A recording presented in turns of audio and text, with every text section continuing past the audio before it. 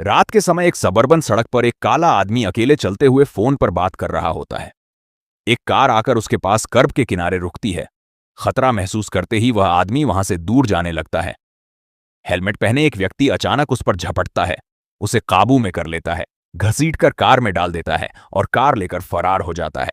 Chris Washington, एक black photographer, अपनी गोरी गर्लफ्रेंड रोज आर्मिटेज के परिवार से मिलने वीकेंड बिताने के लिए अपस्टेट न्यूयॉर्क जाता है। रास्ते में उनकी कार एक हिरण से टकरा जाती है और जब पुलिस ऑफिसर क्रिस से आईडी मांगता है जबकि वह गाड़ी नहीं चला रहा था, तो रोज उसका बचाव करती है।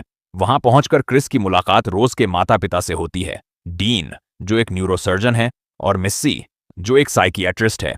बाद में रोज का भाई जेरेमी भी घर आता है और क्रिस परिवार के ब्लैक नौकरों जॉर्जना और वॉल्टर के अजीब व्यवहार को नोटिस करता है। मिस्सी क्रिस को उसके स्मोकिंग एडिक्शन को ठीक करने के बहाने हिप्नोथेरेपी सेशन के लिए राजी करती है और चाय के कप में चम्मच घुमाने की आवाज को हिप्नोटिक ट्रिगर के रूप में इस्तेमाल करती है।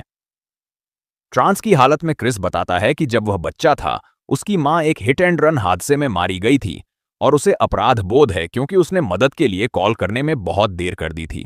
मिस्सी के कहने पर क्रिस की चेतना एक अंधेरे खालीपन में गिर जाती है, जिसे वह सनकेन प्लेस कहती है, जहां उसका शरीर अस्थायी रूप से लकवाग्रस्त हो जाता है। अगली सुबह क्रिस को सिगरेट पीने की कोई इच्छा नहीं रहती। आर्मिटेज परिवार की सालाना पार्टी में दर्जनों अमीर गोरे मेहमान आते हैं और उनकी टिप्पणियां क्रिस को असहज महसूस कराती हैं। क्रिस की मुलाकात जिम हडसन से होती है, जो एक अंधा आर्ट डीलर है और उसकी फोटोग्राफी में दिलचस्पी दिखाता है, और लोगन किंग से भी, जो शुरुआत में अपहरण किया गया वही आदमी है। वॉल्टर और जॉर्जना की तरह लोगन का व्यवहार भी अस्वाभाविक होता है और उसकी शादी उससे 30 साल बड़ी एक गोरी महिला से हुई होती है। जब क्रिस लोगन की फोटो खींचता है तो कैमरे की फ्लैश से लोगन अचानक हिस्टेरिकल हो जाता है, क्रिस पर झपटता है और बेकाबू होकर चिल्लाता है कि गेट आउट। डीन उसे वहां से ले जाता है और बाद में दावा करता है कि लोगन को द्वारा पड़ा था।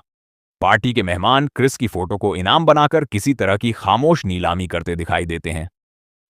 क्रिस अपने दोस्त रॉड विलियम्स, जो टीएसए ऑफिसर है, को लोगन की फोटो भेजता है और रॉड उसे ब्रुकलिन के लापता व्यक्ति आंद्रे हेवर्ट के रूप में पहचान लेता है।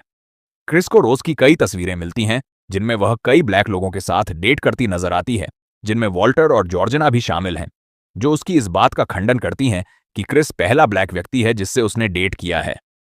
जब क्रिस वहां से जाने की कोशिश करता है तो रोज कार की चाबियां देने से इनकार कर देती है।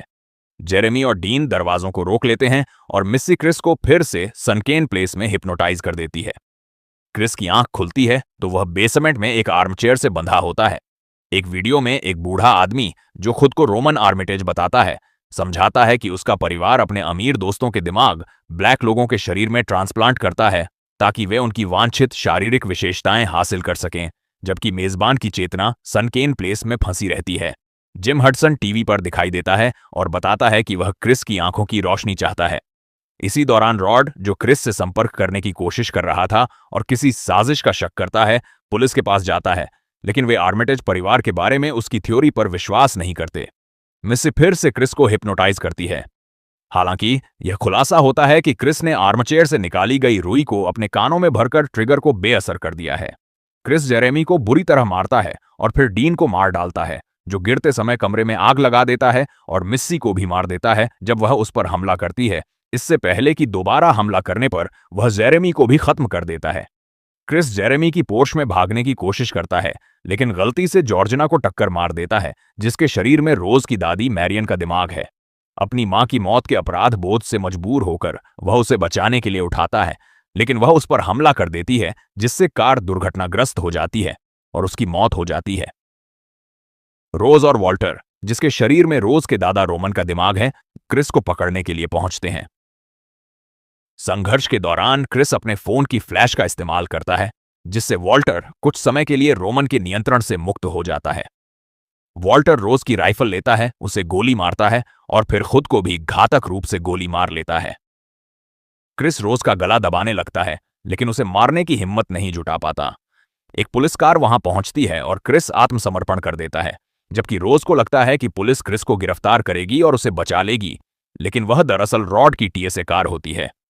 रॉड क्रिस को वहां से ले जाता है और रोज को सड़क के किनारे खून बहते हुए छोड़ दिया जाता है।